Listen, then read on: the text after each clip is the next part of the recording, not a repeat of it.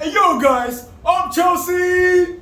Blue is the color, man. Oh my goodness. See, before I get into the show, we need to really enjoy ourselves. We need to celebrate. We need to sing. We need to sing what the color is. The color is blue. Let us remind you.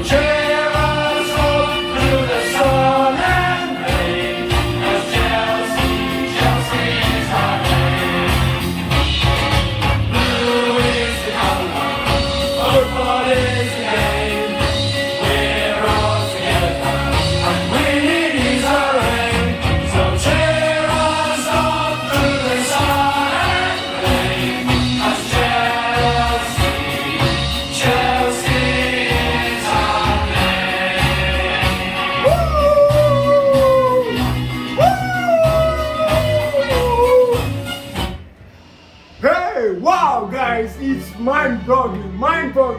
Whoa, I need to catch some breath, man. I need to catch some breath. Oh my god. My sprinkles jingles. Well, guys, I really don't know what to say, man. I'm so gassed. I'm so really gassed, man. Wow. What a game. No, I really see. From now on, all the Chelsea players, all the 23-man squad, they are titans, they are killers, and they are all very, very deadly, man. They slaughtered Manchester City. On May 29th, it was mind-boggling. Like I really could not see. If Epiphany was a failure right now, I would be on top of the moon, man. I'm so very happy. I'm so elated. At first, it looked like a dream. The bookmakers made Man City the favorites. No one gave us a chance. No one gave us a chance. We had a lot of banters coming from different clubs, coming from the Manchester club, coming from the Tottenham, coming from the Arsenal, even our own London brothers, our London younger brothers. It's really crazy. It's really crazy how everything just seems to turn against us, and we use it as a step for motivation, and we were able to climb to the pinnacle on Saturday. It was mind-blowing. Oh my god. Watching the game felt like heaven on earth, because I saw a team with so much desire, so much grit, so much determination, with sheer brilliance, monumental performance, mind-blowing performance. I'm over the moon right now. I'm over the moon. So much to just call. Oh, so much to come. I need to calm down. You know what? Let's just get straight to the tactic, because if I'm to explain how I'm feeling right now, I really don't know. You can see right now I'm bucket sweating. I'm sweating. I'm literally sweating right now. But I need to put on this shirt because it is blue. It is what we stand for. This is what keeps us going. This is what keeps us going. We have to believe in our club. The self-belief, the determination, the personality has to remain the same. And I'm so happy that Chelsea fans worldwide, didn't sleep on the table on that day. We celebrated like it was a carnival. From Ghana to Nigeria to US to America. Talking about Captain America, he has risen the US standard. US are happy and elated. For every single thing that happened that day, it was mind-blowing. I'm not going to be yet to explain the tactics and everything. I'm just going to dive straight into the starting 11, analyze how the game went. Starting from the starting 11 that Thomas Tuchel picked Edouard Mendy and the goal. Edouard Mendy was fantastic. The first African to win the UEFA Champions League. Can you beat that? Can you beat that? It ain't easy. It's not easy. You don't pick those from the ground. Edouard Mendy came with a mind-blowing performance, with a scintillating performance, but still with the tranquility, still with the composure, he was still able to produce a masterclass performance. These are done by world-proven goalkeepers that have made success in decades.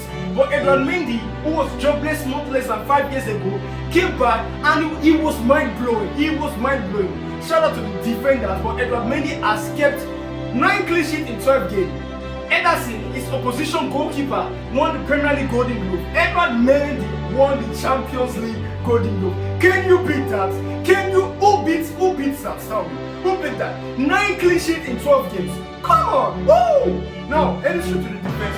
Like I said before, I really don't want to talk too much. I really don't want to spend much time explaining the tactics. No. I'm in a joyous mood. So allow me to just freestyle and blah, blah, blah. Anyhow, it's it. And now I'm going to go to the back three. And I'm saying this. God bless Thomas Tuchel. Thomas Tuchel did a very fantastic job. I saw the interchanging of the right wing back. I saw Aspilicueta moving to the right wing back at some certain times of the game, and I saw Reece James moving to the right centre back at some certain times of the game. I saw Aspilicueta moving from the right wing back to the right centre back at some certain times of the game, and Reece James moving from the right centre back to the right wing back at some certain times of the game. Who does those two in the same game? It's mind-blowing. Starting with the left centre back, Rudiger. Rudiger is mind-blowing. Rudiger is world class right now. No one should say Rudiger.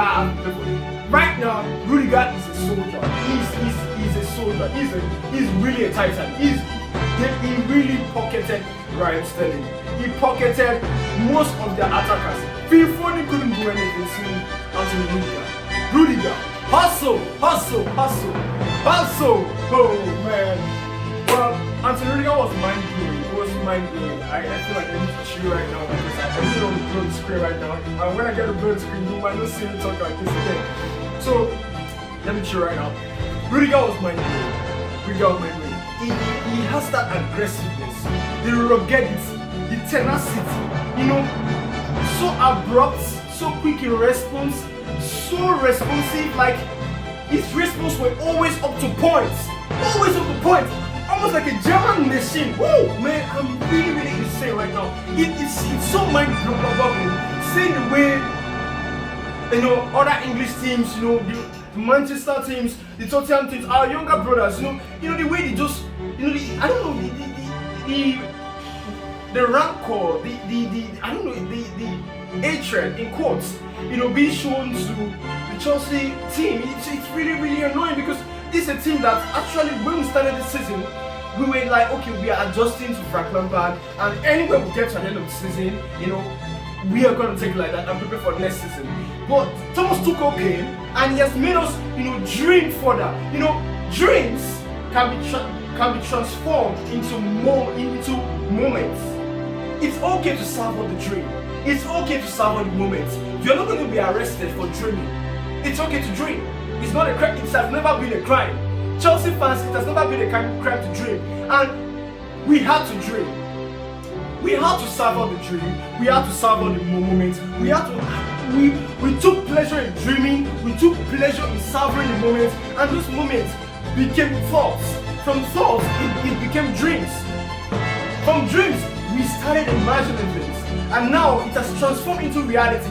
And it happened live and direct at the Estadio da Dragão, Portugal, in Porto Stadium to be precise. What are we saying? This is mind-blowing. This is mind-blowing. Mind blowing. Rudiger was awesome. Was awesome. First of all, I'm going to highlight the whole policy. The save he made from Phil Foden. Wow, what a save! What a save, man! Rudiger went sliding and blocked a Phil Foden goal-inspired shot. Like, it was so inspired. That shot was going straight in a transitional manner towards the right corner of the net, and it could have been a goal. It could have been a goal, but what did Hustle do? Hustle slide up and whip the ball out. Pretty it was Mindy at the most crucial time, and which was mind-blowing. Now, Rudiger, hustle. Now, moving to the main central back, Thiago Silva had a shot spell in the game, but I really want to say it's a dream come true for Thiago Silva. People felt like it was a Chelsea battle. Know that it was a Chelsea battle, but trust me, it was also a Thomas Tuchel battle and a Thiago Silva battle. Need I remind you that last season in the Champions League, they qualified for the UEFA Champions League final and lost to a not so good Bayern Munich on that final day. Because if you would ask me, PSG have played Bayern Munich on the final day, but they were not clinical enough. So they couldn't take that day as their own. But I'm going to give a shout out to Thomas Tuchel. I'm going to give a shout out to Thiago Silva. They were mind blowing. Thiago Silva showed that composure as always. You know, they say you can't buy experience. Thiago Silva is more or less, though he's 36 years of age, he's more or less like a vintage wine. Vintage wine are always vintage. The reason why people drink vintage wine is because no matter how you drink the modern wine, the vintage wine always come with the raw and real ingredients of our forefathers and stuff like that. So Thiago Silva was more or less like a vintage wine to me on that day. He never gets old. Vintage wine never gets old. I really don't need to say more because basically it didn't last up to the ending of the first start. So I really can't categorize his game. But everything he did until the 20-something minutes was on point, and the defense was, you know, the solidarity on the defense. He is still a very great defensive line. He brought in the solidarity amongst all defenders, and it rubs up into Aspilicueta and to Rudiger. So I really don't want to say much about Thiago Silva. I'm going to hop into Christensen. Oh my God! Oh Jesus! Christensen was like a flying man. You know, back in the days we used to watch Iron Monkey, right? I mean, you saw the way they fly, the character. Christensen was flying all throughout the place, you know, using his head to headball the balls. He was ready to just dispatch anything. He was ready, and the calmness, the composure, the way he distributed the passes, you know, it's almost like a renaissance of a rebirth of what Thiago Silva could do if he was allowed to continue the game. But shout out to Thiago Silva, he also served as a second-hand coach to Thomas Tuchel. These were two men who were at PSG team last season, and you know, they suffered the brunt of losing the Champions League final, which I find so very, very annoying. It's very traumatic to lose the Champions League final, and I'm so very happy that aside Chelsea winning the Champions League final, Thiago Silva, Thomas Tuchel, our coach, also won the Champions League final. Oh, ole, ole, ole, ole. Now, moving into Christensen was very nice. Passing accuracy, 90-something%. You know, ball control, awesome. Area doers. Can't use. Christensen was flying. He was flying flying anyhow. Heading balls, creating blocks, and doing so much. Now, moving over to the right center back, I'm going to see that El Capitano, the Spanish maestro, the Spanish defensive maestro. Aspilicueta has been mind-blowing, and it's no coincidence that he's been invited into the Premier Euro 2021 squad, Euro 2020 squad, and he has shown that grit, that determination, the aggressiveness. His game was upped to, like, you know, to a high tempo, to octane levels. His fuel, his energy was like the highest octane levels I've ever seen of Aspilicueta. Aspilicueta made two essential true ball blocks. Two essential dead true ball blocks. He made it twice. One in the first half, one in the second half. And what a performance. And one thing I could get from that game, he was switching the lanes with Reece James, which I will explain later by hopping into the next player, Reece James, oh my God. You know, at the point in time I saw Reece James, I really couldn't try to get the grip that, okay, this was Reece James. I had to look very well. Seeing his afro and his spray. You know, the results we knew before had the dread and everything, but I felt like this hairstyle was actually very, very good.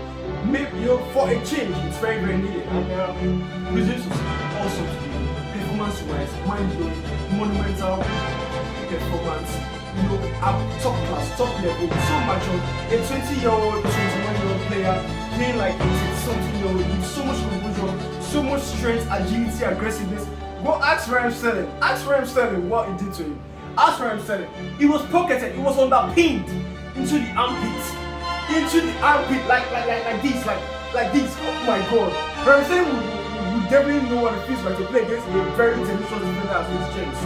Reece James put Sterling into the armpit, man. And when you're under here, come on, there is no going out. You know, and he locked it. Raheem Sterling was traumatized on that day. Complained to the ref. Shout out to Matthew Laporte, the Spanish ref. He was so tenacious. There was a handball that he hit Reece James. But I was so glad, I was so happy that, you know, a certain VAR was not able to overthrow the main referee. He was not able to overthrow Matthew Laporte on that day, the Spanish referee, the Spanish master referee. You know what happened? A ball came towards Reece James and he hit his chest, then he hit the right hand. But the VAR wanted to do a check-in, and Matthew Laporte was right there, right on the spot, seeing the ball hitting his chest to his hand, and he said, no, it is not a penalty. VAR, they don't have the same decision. It was never a penalty. I was right on that spot. I saw that thing. I saw where it went. He hit his chest and he hit his hand. I didn't think that hitting his hand first before he hit his chest, then he could say, okay, yes, fine. It was the hand that assisted it towards the chest. No, but he hit the chest first before he hit his hand. So you could tell that it was like the ball to the chest before you go to the hand. So in the rule of physics, in the rule of football, that is not supposed to be a penalty. That is like gibberish. That is out of it. That is, you know, outlandish. Not in this atmosphere, not in this stratosphere. It has never happened geographically to just try to judge the ball hitting the chest to the arm and call it a penalty. No. If they are hitting the hand before the chest, we could have said that the hand assisted the ball to the chest. But now it hit the chest before the hand. So what I was saying, so where is the penalty? I love what he did. VAR were doing checking penalty, and he told them it is not a penalty. And all of a sudden, we saw the VAR say check over. I have never seen this in the Premier League. I have never seen this. The worst you can say is no penalty given. Now, awaiting decision. But VAR for the first time in the UEFA Champions League final, I saw checking over. If you're doubting it, you go watch the highlights. You see, checking over. So it means that he stood his ground, telling them it was not a penalty. Shout out to Matthew Laporte. Shout out to his prolific refereeing on that day, and shout out to everything. He cried in that day, judging from the fact that I think after the Euro 2020, this is going to be his last year in professional refereeing. And I feel like, what climatic way can a referee, you know, ref his last European game aside the Euros? I don't even know whether he's going to be called up in the Euros to referee, but I know that after the Euro 2020, he's definitely not going to be refereeing professionally again. So I feel like it's really an awesome time to be a Chelsea fan. Shout out to the referee. Now going back to the referee, but Benchwell was awesome. He was composed.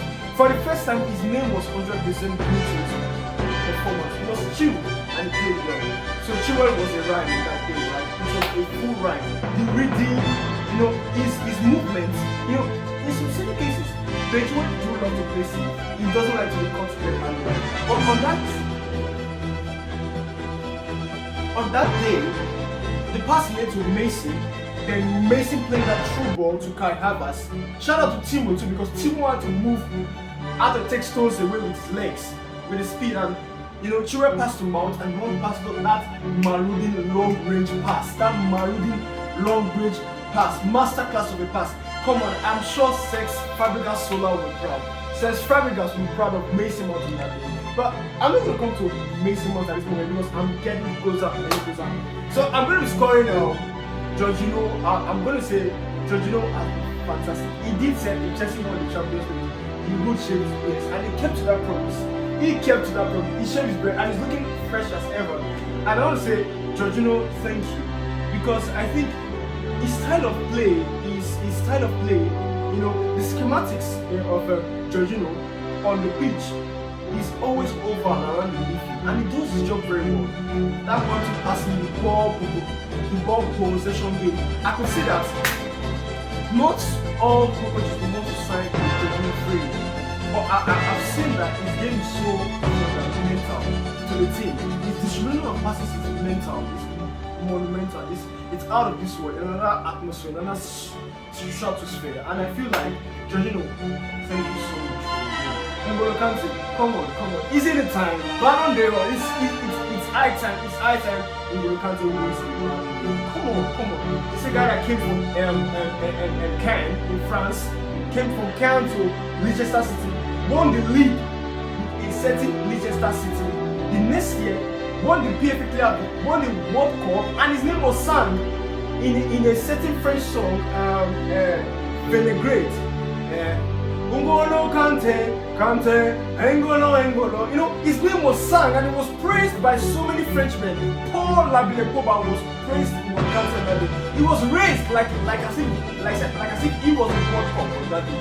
And I'm asking myself, he won the Europa League with Chelsea, he won the Premier League with Chelsea, he won the FA Cup with Chelsea, and now he has won the UEFA Champions League.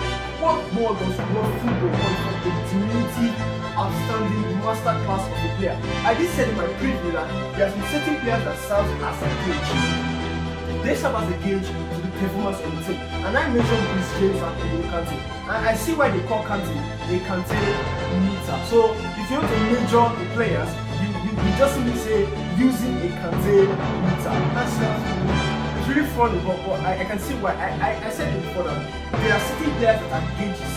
You know, when they tend to be in their fantastic game, the team tends to play fantastically well. I mentioned Chris James as one of the gauges, and I wasn't proven otherwise.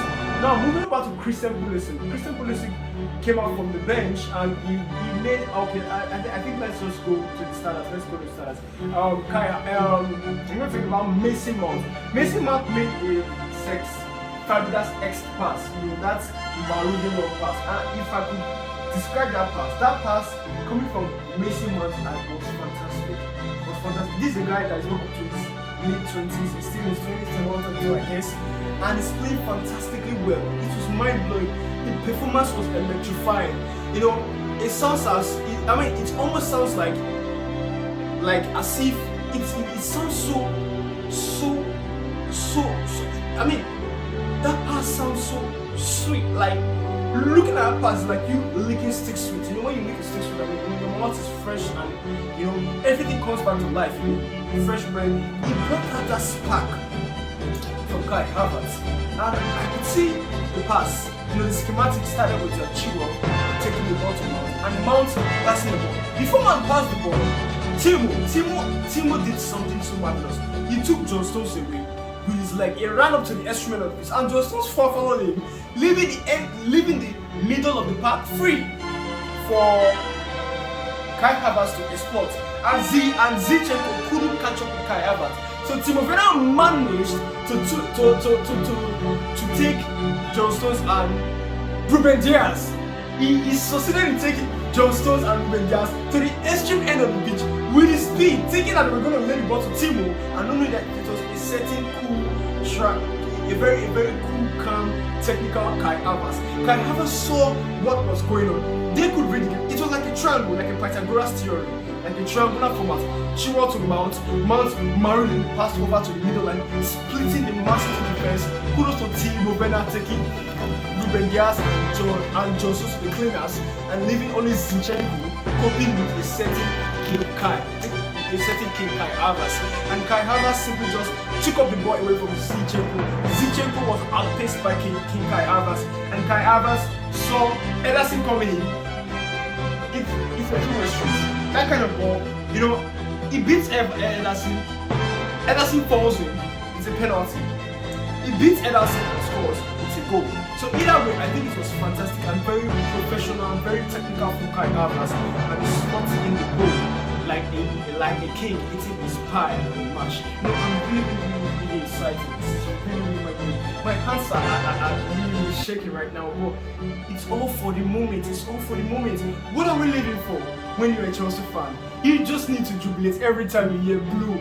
Blue is the color. Blue is the color. It's no mistake I'm going on this right now because I slept with this and I woke up with this. Yes, thank you for the Chelsea fan. I can go gaga right now. We can go gaga throughout the year. It's really worth it. Now moving over to Timo Werner. Timo Werner had 3 chances. It's really good story. It's really good story. If I spend my time speaking about Timo, it's gonna look like I'm saying something new. And from all perspectives, I'm not saying anything. We all know Timo Werner missed chances.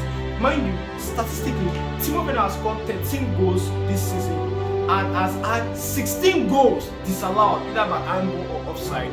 Then he has missed 31 league chances. 16 goals allowed, 16 goals disallowed, 13 goals scored, and 31 league chances missed. Timo Werner, what is happening? Where is your prolific? Where? I know you have a donkey legs. You are very fast. Your legs are very, very fast. I mean, I've never seen a player that is as fast as you in this contest. You are very fast. You are like a boat. You are very, very fast. But your prolific nature is not really there. You miss a whole lot of chances. But shout out to the goal. Shout out to the goal because you contributed in that particular kind of goal from month to month to you living, taking Diaz and Stones to the cleaners and allowing Kai Havertz to outpace Zinchenko. Shout out to you. You were mind blowing, and for that you're forgiven. It's just it's the spirit, it's the vibe. Take it from me. Yeah, keep it together. Come on, Timo. Come on, Timo. Now I'm moving over to Mason. Mason was the Chelsea player this season. Local, well deserved. Where Local was also to me, and his passes were on points. Which is really I'm so very, very happy. I've lost my energy, and I really feel like I could really talk more.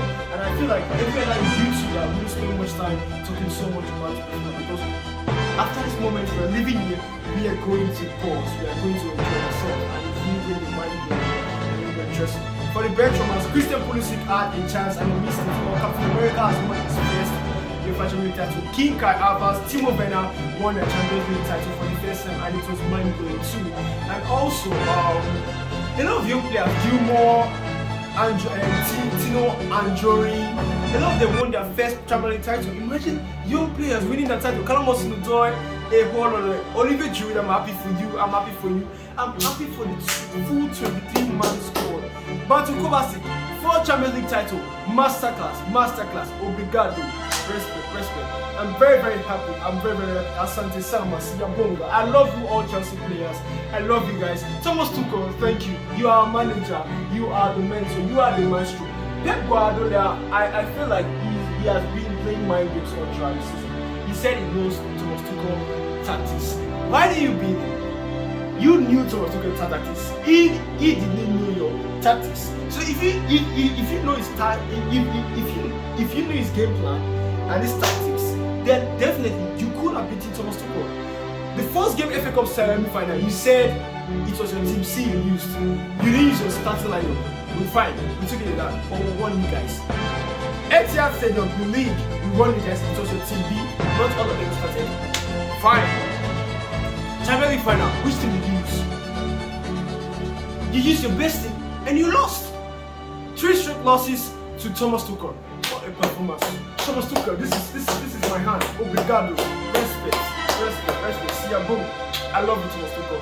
And I'm going to be saying a big shout out to every Chelsea fan because it's not really easy losing the FA Cup semi-final, FA Cup final to Manchester City and coming with so much support and determination. Despite all odds, despite the banters from our opposite fans, the Manchester fans, the Tottenham, the Arsenal fans, we stood strong and we believed. We loved ourselves, and that love, that dream, it's okay to dream. That dream was transferred to the players. Love is the way. Love is the way.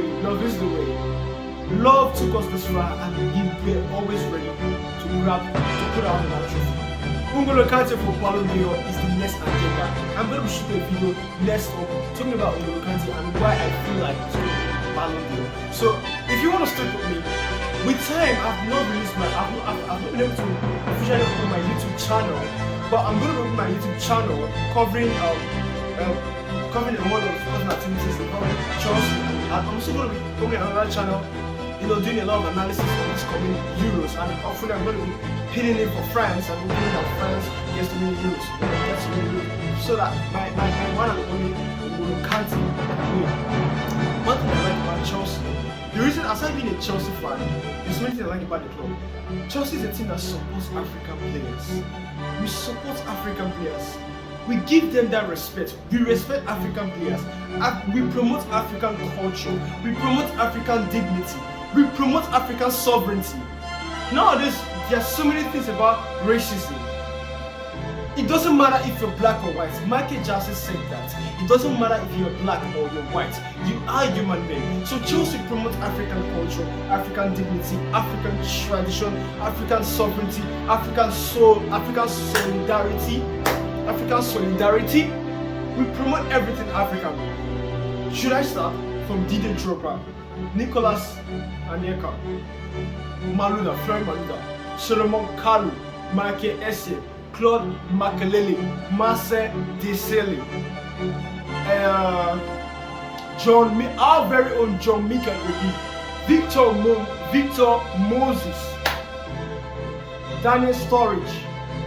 I'm talking about not just African, but the color of our skin. Daniel Sturridge, Gay Kakuta, Ashley Cole, Ramirez, so many players. Babaram Rahman, Gay, Rudiger, Anthony Rudiger, Hustle, Edouard Mendy, the Senegalese goalkeeper. What are we talking about? We promote Africa. And do you know that our previous technical director was a Nigerian? Yeah, Michael Emenalo, an ex-Nigerian international, was at Chelsea, was the Chelsea technical director for over 10 years before leaving to a French club. Well deserved. And it's owned by a Russian oligarch, a Russian billionaire. He's not even African, he has no trace of African. He gave a Nigerian, Michael Emenalo, a technical director role in Chelsea for over 10 years. And that is outstanding. What else can we say? What can we judge? So if I'm supporting Chelsea, I'm not supporting Chelsea because I just want to support the game. I support Chelsea because they support Africans. They support Africans. They support unity. We all can come as one. It doesn't matter if you're black. We come as one. I'm not saying shout out to all black clubs that support Africans. I'm not saying it's Chelsea, but I'm trying to say it is intent. It is in our blood to support Africa. So from time to time, we're going to get more Africans to support, more European players from all 7 continents. I love football language. That's what I'm going to say last time. Keep it locked down. My name is Kenneth, and soon I'm going to open my YouTube channel, and it's going to be mind-blowing. It's going to be high nerve racking, spine tingling. It's going to be a very, very long channel. So if you want to stick with me, my name is Kenneth, K-E-N-N-A-I-R, then K-O-N, Kenneth, K-E-N-N-A-I-R, K-O-N. So support me on Twitter, support me on Instagram, and let's get this one. Blue is the color, football is the game.